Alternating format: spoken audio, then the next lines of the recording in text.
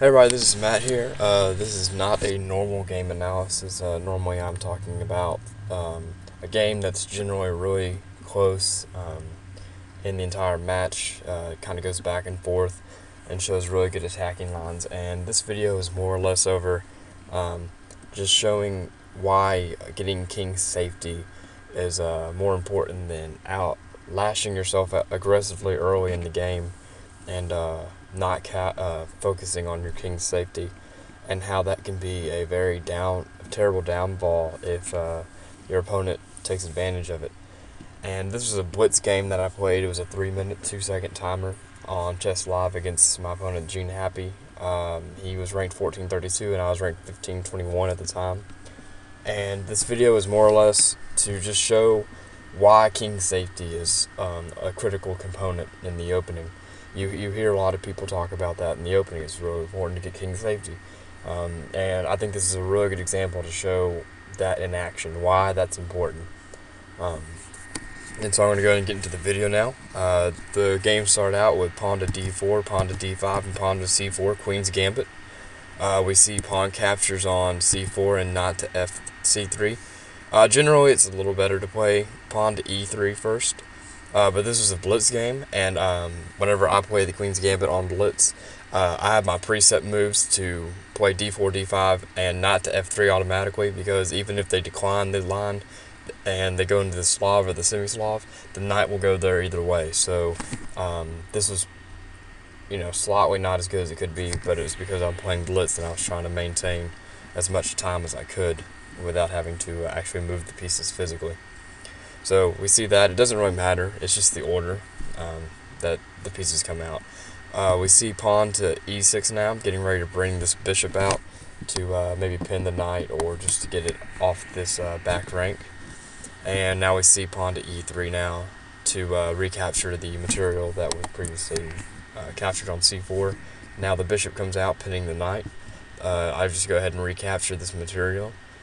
If not, due to this knight being pinned, black could potentially hold on to the pawn with pawn to b5 now, since the knight's no longer attacking that square. So it's important to go ahead and recapture this material on that turn, or I might not get it back. So now we see my opponent trade the bishop for the knight, and we see pawn to e5, which is trying to strike at the center and at the same time bring this bishop into the game. This really isn't that strong of a move, bringing this pawn up.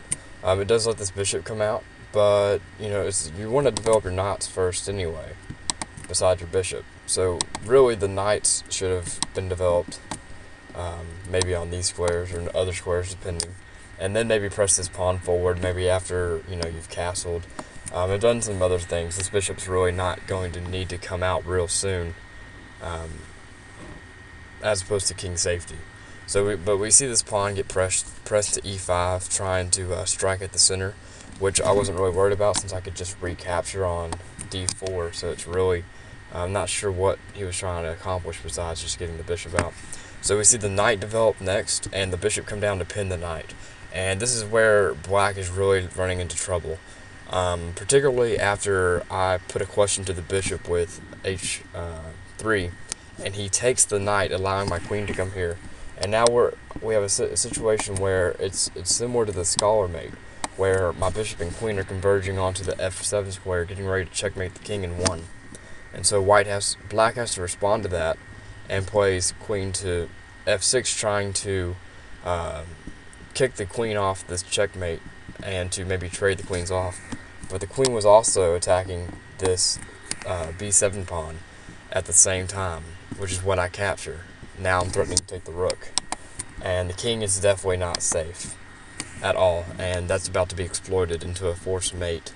After the move queen to c6, trying to, it's the only hope to save the rook. There's no way to move the knight or anything else to save the rook, and so this was like a quick move to try to get the not lose the rook. It seemed pretty smart at first. I mean, it's defending the rook like this, and if my queen chose not to trade, he was looking at the bishop. So it seemed like a really good move, except for, and I would assume he didn't see it, was just queen to c8 check. and it's just going to spell complete disaster for black. So we see queen to c8 check, and this forces king to e7. Now we see bishop to a3 check. All my pieces are really just coming into the fight. The only way to not move the king is to move the queen to one of these squares, which is not favorable either. So we see the king keep running to f6.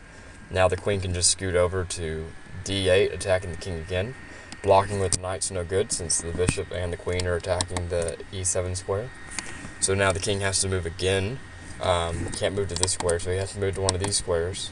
Regardless of which one, the bishop can just back down and check again. So we see the king scoot over to g6, the bishop to d3, and now this forces the king to go to either h5 or h6. Either one doesn't matter. It's checkmate on 1 or 2. If we see the king come to h6, then we'll just see the queen withdraw back to h5, and that's checkmate. Or as we saw, we see king to h5, so now we throw the pawn up for a check, forcing the king back again. And finally we see the checkmate on the king here on h4. And this was a blitz game, so little mistakes like that happen. You try to push out and aggress over your opponent. But the main point of this video I wanted to make was just king safety is a very big deal. It's not just people that are just saying, hey, it's a big deal. It really is. I mean, it's not always an exploitable weakness. It was mainly exploitable because black allowed it to be exploitable, just with the way the game evolved. But king safety really is a very essential part of the opening, and even in some of the openings, like king safety is the focus, like in the King's Indian opening, King's Indian defense, excuse me, against the queen's pawn d4. King safety is like what, the third or fourth move, you castle. It's like the whole focus is king safety, to build a fortress around your king, and so it's a very important part of the game and should be taken into consideration to do before aggressing your pieces out to try to start trading bishops and knights off early in the game when your king is going to potentially be vulnerable. So it's something to keep in mind while playing in your own games. But I just wanted to make this video to have this is a very strong example of the king being exposed and white being able to exploit it. There might have been a faster checkmate. I'm not sure. I just kind of I didn't see this checkmate all the way back here when I played the queen to c8. I didn't see checkmate. I didn't know this was going to lead to checkmate over here at h6. I mean, I knew it might, but this wasn't about seeing the checkmate. This is really more about maybe I can take advantage of this king's position. I mean, from here I knew the king would come here and the bishop would develop, and so now I got to develop an additional piece with tempo. And so it just kind of evolved into a checkmate. I'm not good enough to see that far down the road, but it was really just seeing what seemed like the best move at the time. So anyway, I hope you found this video useful and instructive, and thanks for watching.